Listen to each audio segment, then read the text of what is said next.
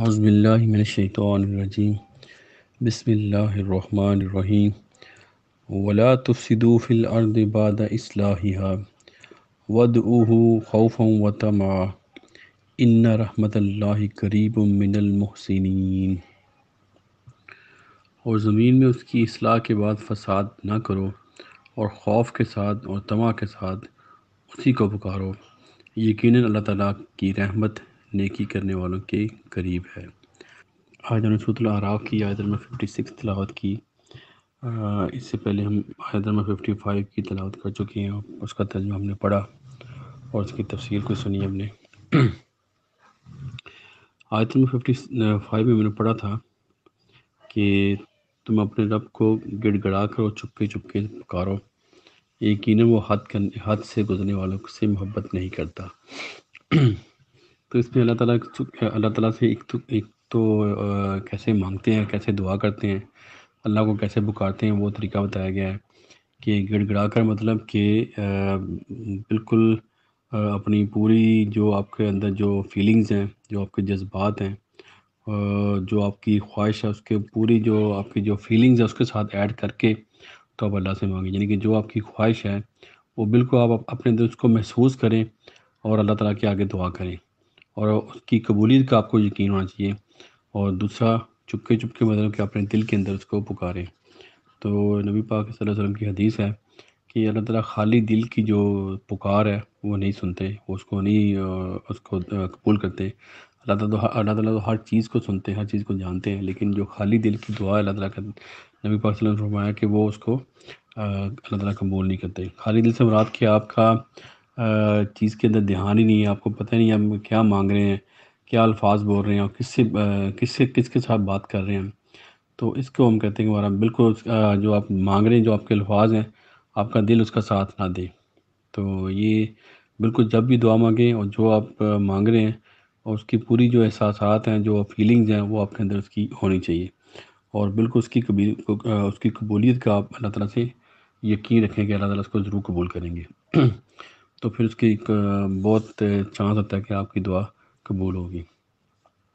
تو یہ اللہ تعالیٰ طریقہ بتایا۔ یہ جو آیت آج ہم نے پڑھی، آیت نمبر 56، اس میں بھی اللہ تعالیٰ نے جو اس کے دوسرے پارٹ میں اللہ تعالیٰ نے بتایا کہ کس طرح پکارنا اللہ تعالیٰ کو۔ جو پہلا پارٹ اس کا وہ بہت امپورٹنٹ ہے، وَلَا تُفْسِدُوا فِي الْأَرْضِ بَعْدَ إِصْلَاحِهَا۔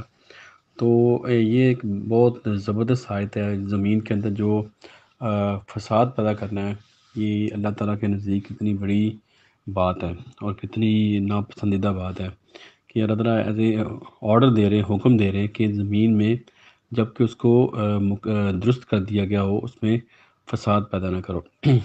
تو فساد، یہ کئی طرح کے فساد ہیں جو زمین میں ہم دیکھتے ہیں، ہم سب کی نظروں کے سامنے ہیں۔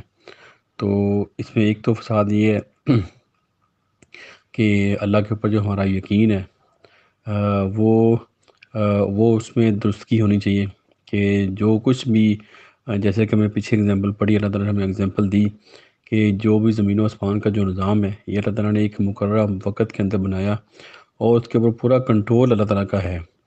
تو یہ جب اتنا کچھ کنٹرول ہے، تو یہ جو قوانین ہے زندگی گزارنے کے لیے، یہ بھی اللہ تعالیٰ نے بنائے ہیں۔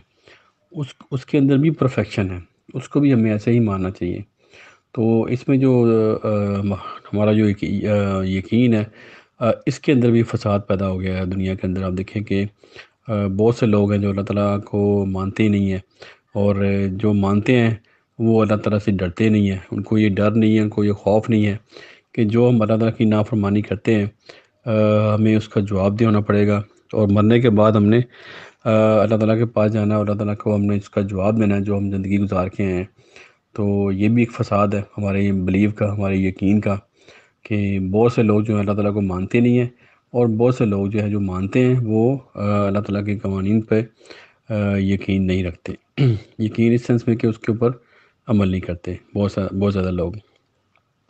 دوسرا جو فساد ہے، دوسری قسم کا فساد آپ کہہ لیں کہ علم ہے، جو نالج ہے۔ اب نالج کا جو فساد ہے، یہ دیکھیں بہت زیادہ پھیل چکا ہے کہ ہر بندے نے اپنے اپنے حساب سے جو رستے نکال لیے ہیں۔ آپ اس کو فرقہ واریت کہہ لیں، اور اس میں یہ سب سے بڑا فساد ہے۔ ہر بندے نے اپنے حساب سے جو ایک رستہ بنا لیا ہے، اور سب جو جس فرقے کو فالو کر رہا ہے، جس مسئلے کو وہ کہتا ہے کہ یہی درست ہے، باقی سب جو ہیں وہ اللہ کے راستے سے ہٹے ہوئے ہیں.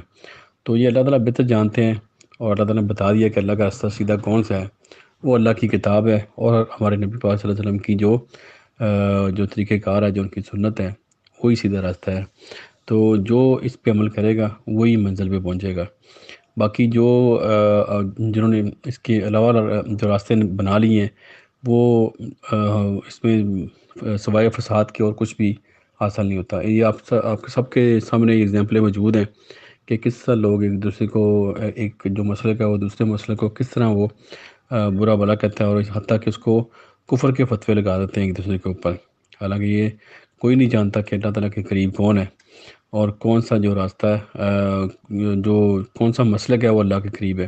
لیکن اللہ نے بتا دیا کہ اللہ کے نزدیک کون اور اللہ کی طرف کون سا راستہ پہنچتا ہے، وہ ایک ہی ہے، وہ اللہ کی کتاب ہے. تو ہمارے نبی پاک کا جو طریقہ کار ہے. تو ایک یہ فساد ہے. اس کے بعد یہ جو اب اسی میں آپ دیکھیں نالج کے اندر جو فساد آگے جو بڑھتا ہے، تو جو انسان نے جو پاورز حاصل کی ہیں، آپ دیکھیں کہ یہ علم کا فساد ہی ہے کہ جو ایٹم بم جو بنایا گیا ہے، اور اس سے بھی زیادہ جو خطرناک جو ہتھیار بنائے گئے ہیں. آپ کہہ لیں کہ اگر وہ کسی بھی ملک کے اندر یا کسی بھی سٹی کے اندر اس کو یوز کیا جائے تو ایک بھی انسان زندہ نہ بچے. تو اتنے خطرناک ہتھیار جو ہیں وہ بنا لیے گئے ہیں. تو یہ علم کا فساد ہے.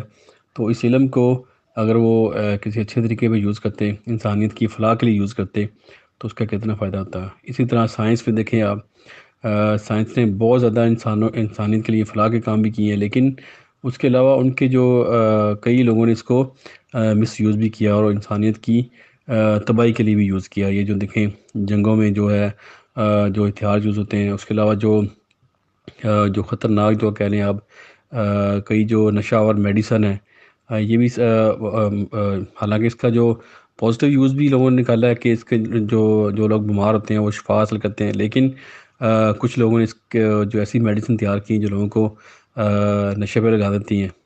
تو یہ اس طرح بھی یہ فساد جو ہے یہ بھی زمین میں پھیلا ہوا ہے.